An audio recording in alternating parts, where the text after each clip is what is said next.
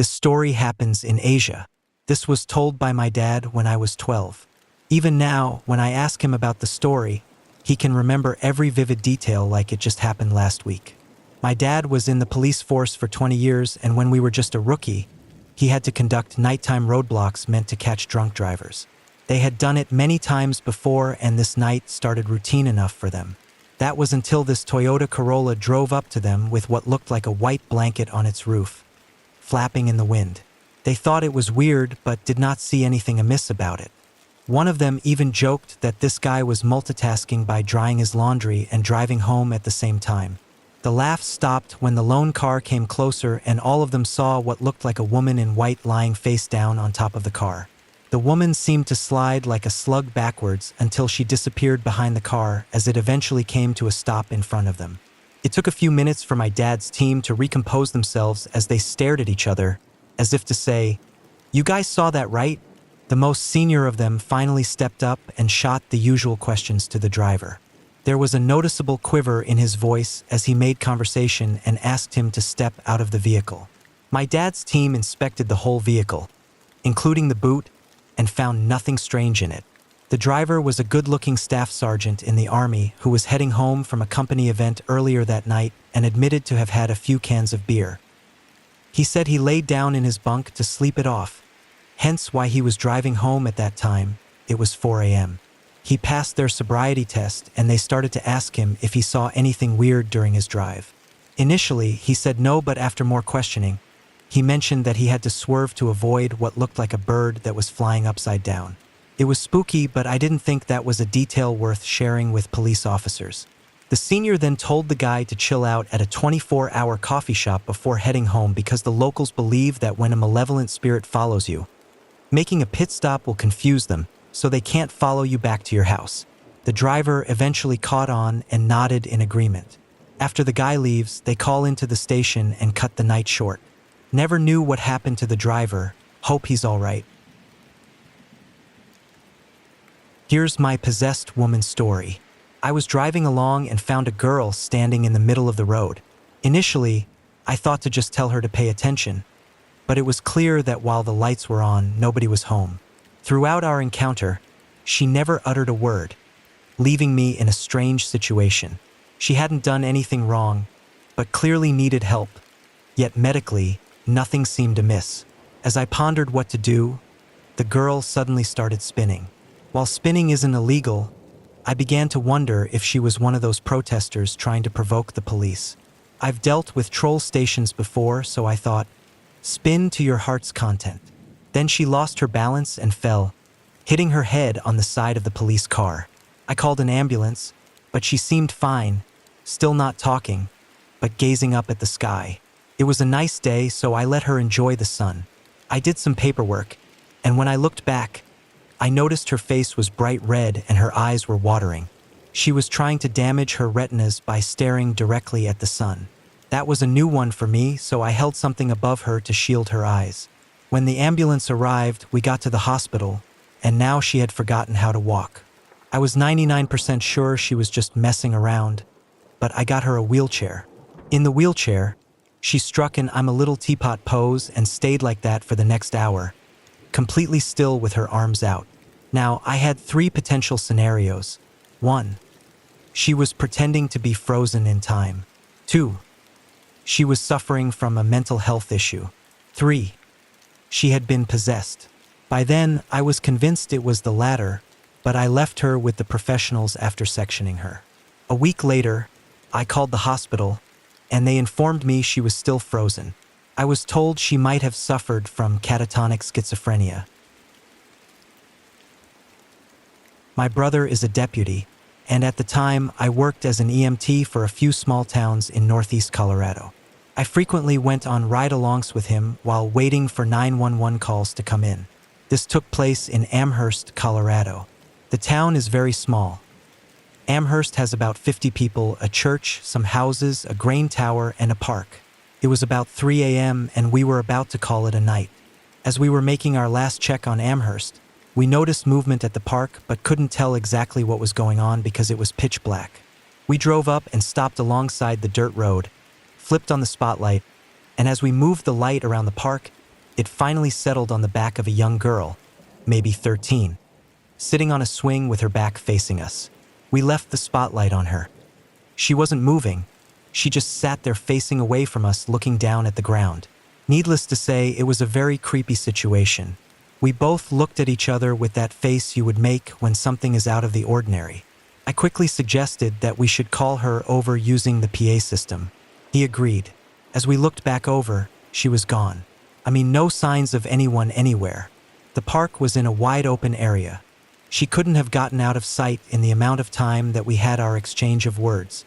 I remember saying, "Should we get out and look for her? Maybe she hid behind one of the park toys or something." My brother just looked at me and said, "Hell to the no," and drove away. Still creeps me out to this day. Years ago, my uncle told us about a woman who would call the police station just about every night, claiming that fairies or elves were breaking into her house and stealing her food. As is custom, every time she calls, they send a unit to check on her. My uncle gets it about 2 to 3 times per week.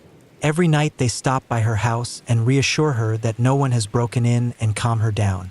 One night when he gets to the house, she has poured powdered sugar all over the floor to record their tracks. And my uncle says he literally has to do a double take. All over the floor of her kitchen are these little tracks, tiny like nothing he's seen before. His partner starts taking photos and trying to figure it out. A few other officers come in, as most of them had gotten the call to her house too and want to see it. 10 police officers, all completely baffled as to what these weird little prints are. Turns out a possum had babies, and they were sneaking into her kitchen for warmth or food. The prints looked so foreign because most of the time baby possums are carried by their mother, not running around. 7 are rounded up and released in a less residential area. This is my dad's story. He went to a call where a father had gone crazy and decided to shoot his family. He killed his wife and was looking around trying to find his 5-year-old son to shoot him. The boy had run outside and was trying to hide on the side of the house behind the trash cans. The father eventually found him and point-blank emptied nearly a full magazine at the boy.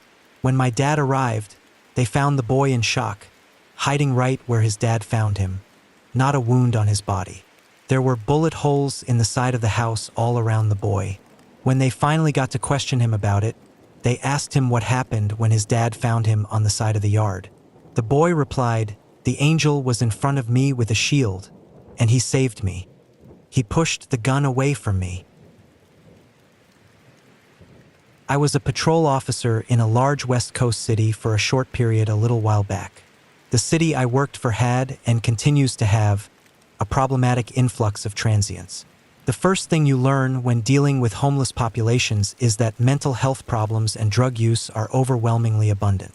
By the end of my stint, I felt more like an armed social worker than a police officer, and that's one of the reasons I left.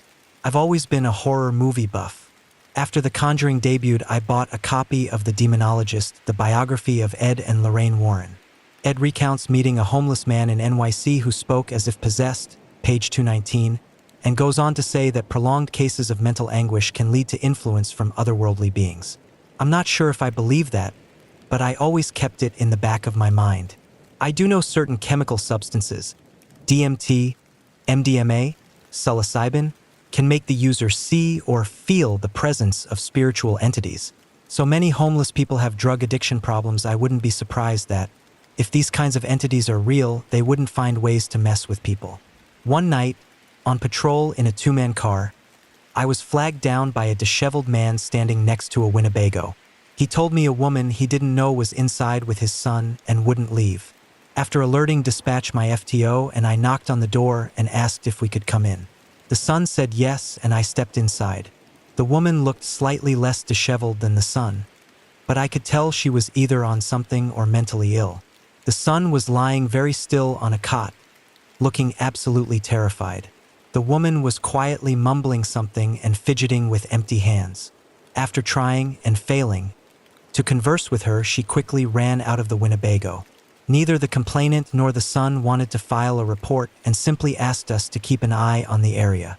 I agreed, walked back to my car, and slowly drove away. About a block down the road, I saw the woman walking slowly, and decided to pull up and try to talk to her again. I'm in the driver's seat and my FTO is riding shotgun. We pull up. He rolls down his window and asks for her name. She says it's Rachel and begins to mumble louder and faster. The fidgeting intensifies, and the only intelligible thing she says is that she's always searching. My FTO calmly and patiently asks her the basic questions. Where do you live? Do you know how to get home? Are you hurt or in danger? Etc. But isn't getting anywhere. At this point, I start to feel a little creeped out, but haven't said anything. Something in her eyes told me this was all wrong. Rachel continues to mumble and fidget but is looking down at her hands. I decided to run a little experiment because I might not get the chance to do so again, and began mouthing the Lord's Prayer. I'm not actually saying anything, just thinking about it and moving my lips.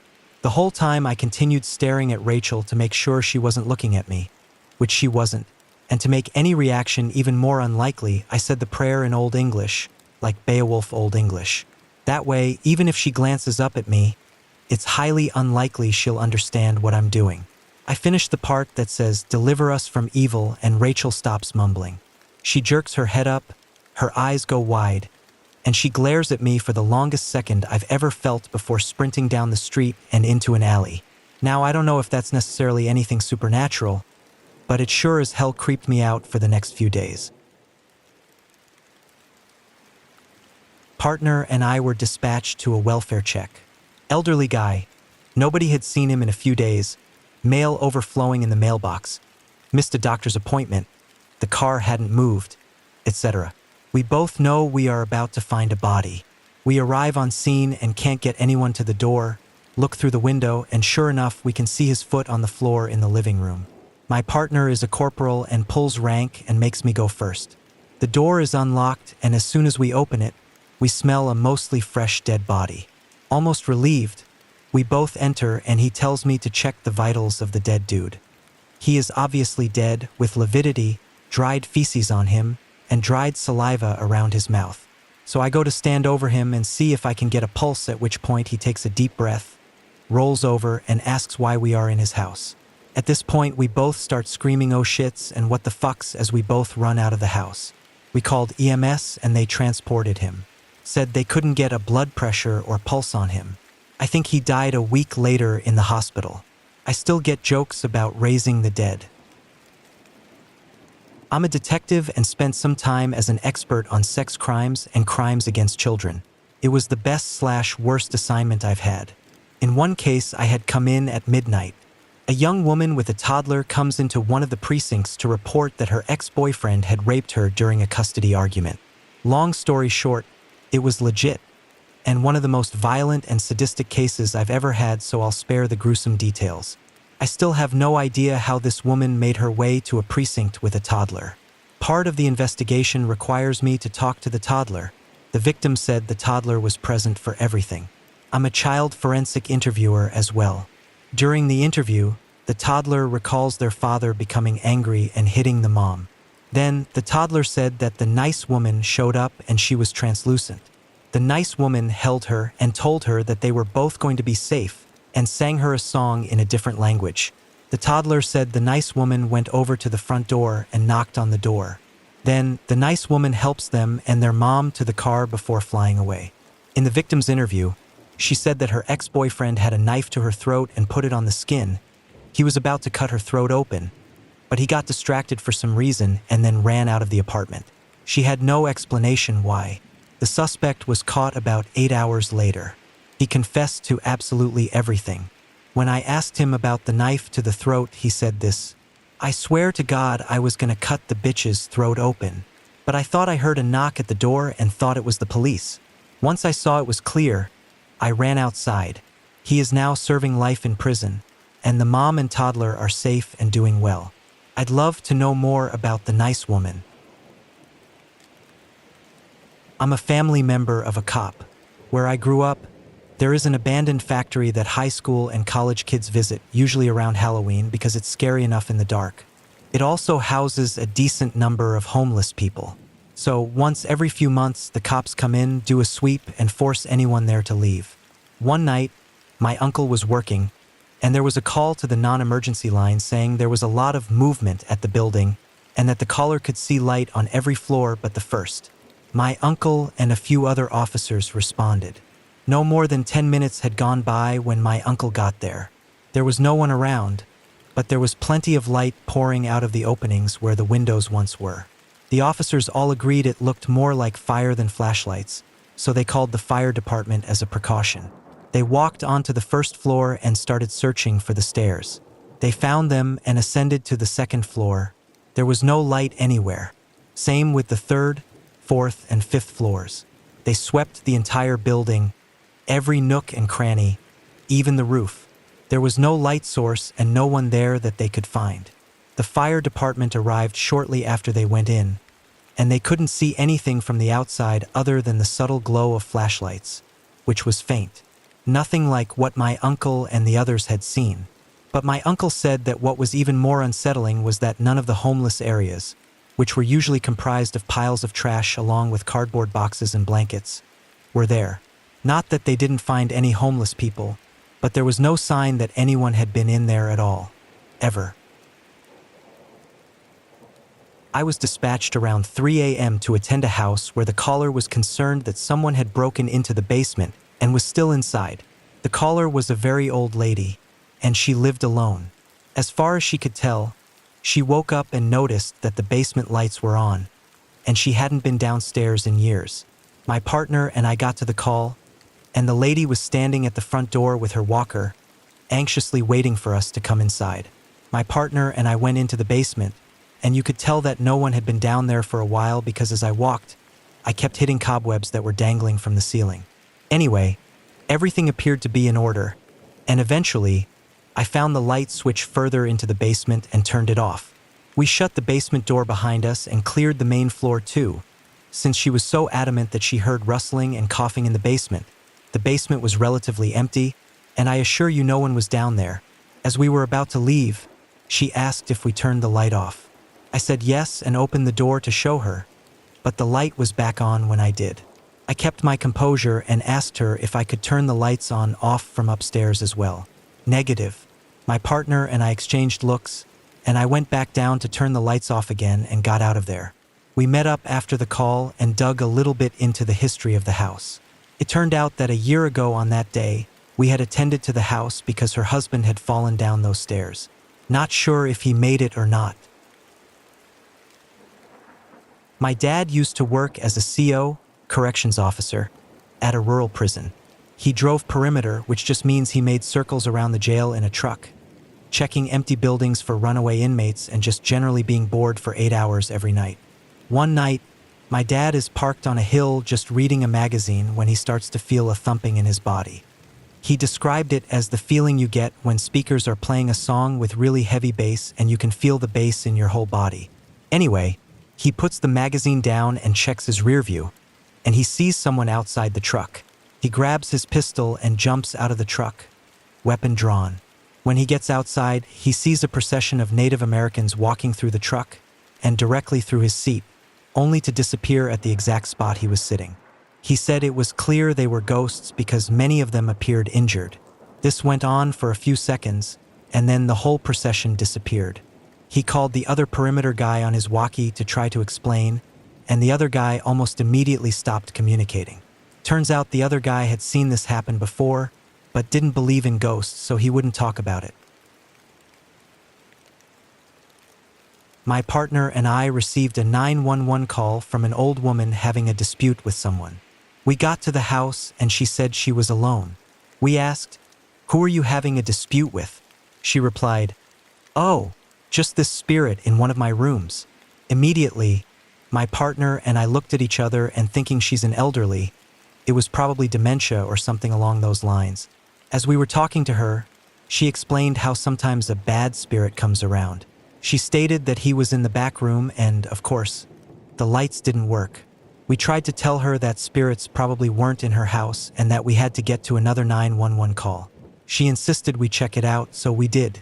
The way she was speaking about spirits made me believe something was there. When we got to the room and she opened the door, seeing a ghost wouldn't have shocked me. She said that it was usually in the corner up on the ceiling. Well, that corner was dark and had the freakiest shadow that was legitimately terrifying. My partner and I shone our flashlights on the whole room and, thankfully, nothing was there. We told the lady, "Nope, you're good. Nothing is going on here." I said to her, "If you feel there's a spirit there, the NYPD cannot help you. Go to a local church or religious institution of your choosing and best of luck." We got out of there quickly.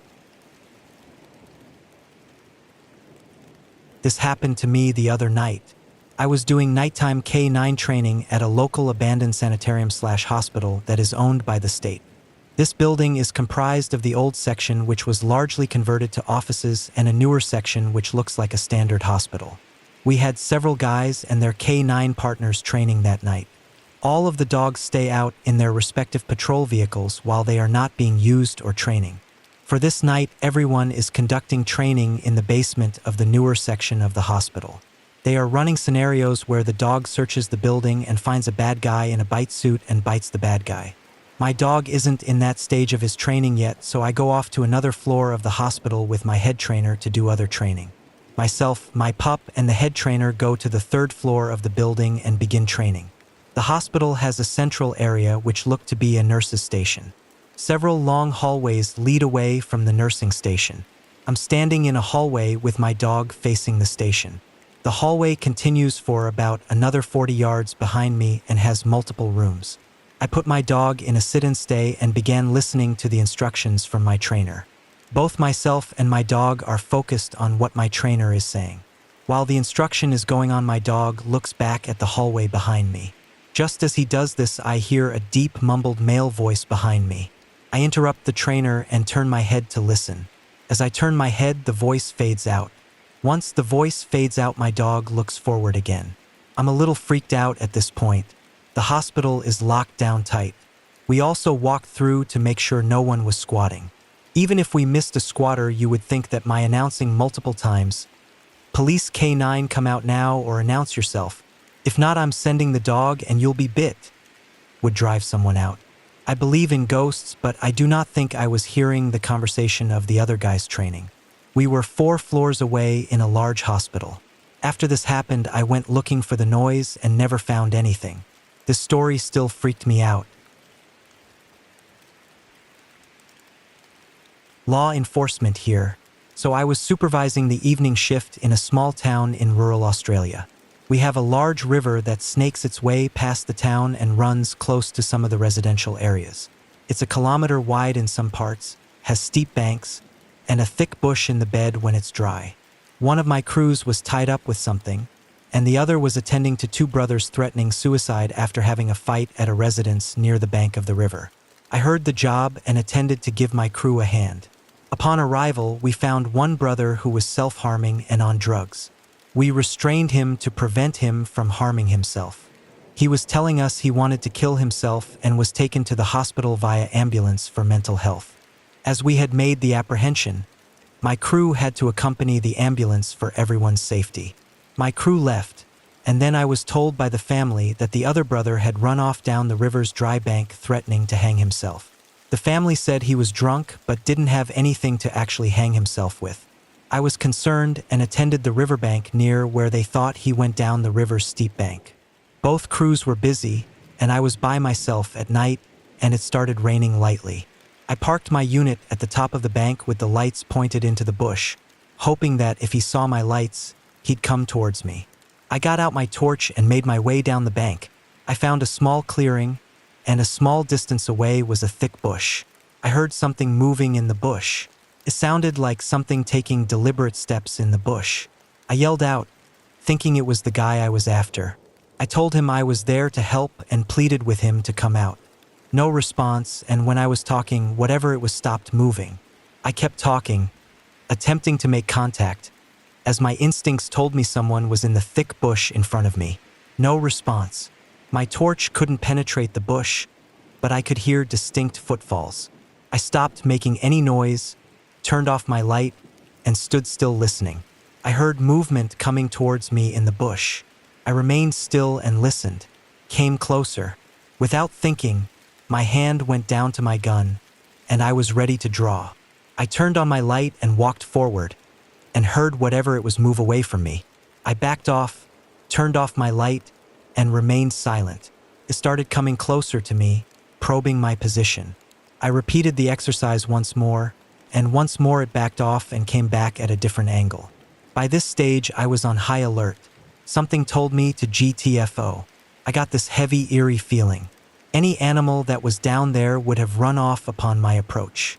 No animal I know approaches/probes a human's position at night like that. Once I got the overwhelming feeling to leave, I backed off with my hand on my gun, and I didn't turn my back until I had to climb up the bank. Once at the top and back with my car, I felt a lot better, but I could still hear something moving in the bush. I stayed there for a while as I was curious. I left and conducted inquiries, finding the missing brother on the other side of town fast asleep and fine. To this day, I don't know what I ran into down in the riverbed that night